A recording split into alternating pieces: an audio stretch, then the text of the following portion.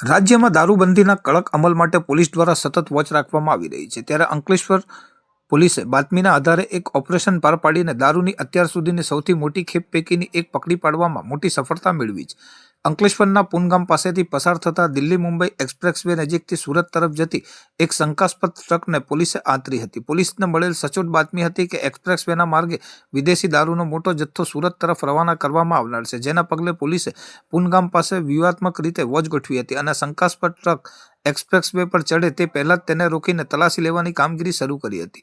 પોલીસે જ્યારે ટ્રકની અંદર તપાસ શરૂ કરી ત્યારે પ્રથમ દ્રષ્ટિએ તેમાં ચોખાના આશરે 350 જેટલા કટ્ટા ભરેલા જોવા મળ્યા હતા, જેથી પ્રથમ તબક્કે એવું ભાસતું હતું કે ટ્રકમાં માત્ર અનાજની હેરાફેરી થઈ રહી છે। જોકે પોલીસે ઝીવટપૂર્વક તપાસ હાથ ધરીને જ્યારે આગળના ભાગે ભરેલા ચોખાના કટ્ટા હટાવ્યા ત્યારે પોલીસ પણ ચોંકી ઉઠી હતી।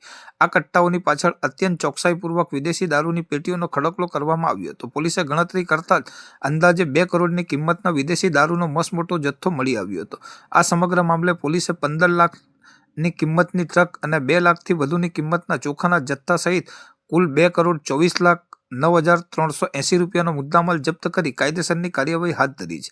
આ રેકેટમાં સંડોવાયેલ અને ટ્રકમાં સવાર ચાલક જેસારામ કરનારામ મેઘવાલ તથા ક્લીનર મુકેશ મેતનરામ મેઘવાલ બંને મૂળ રાજસ્થાનની ઘટના સ્થળેથી ધરપકડ કરવામાં આવી છે। પોલીસે પ્રાથમિક પૂછપરછમાં સામે આવ્યું છે કે બુટલેગરોએ એક્સપ્રેસવે પર વાહનોની સ્પીડ વધુ હોવાથી ચેકિંગમાં બચી જવાની આશા હતી, પરંતુ હાઈવે પર ચડતા પહેલા જ પોલીસની ટીમે એન્ટ્રી પાડીને આખી ખેપ નિષ્ફળ બનાવી દીધી હતી। હાલમાં પોલીસે બંને આરોપીઓના રિમાન્ડ મેળવવાની તજવીજ હાથ ધરી છે, જેથી આ દારૂનો જથ્થો ક્યાંથી ભરવામાં આવ્યો હતો અને સુરતમાં કયા મોટા ગજાનંદ બુટલેગરને આ માલ પહોંચાડવાનો હતો તે દિશામાં તપાસનો ધમધમાટ તેજ કરવામાં આવ્યો છે।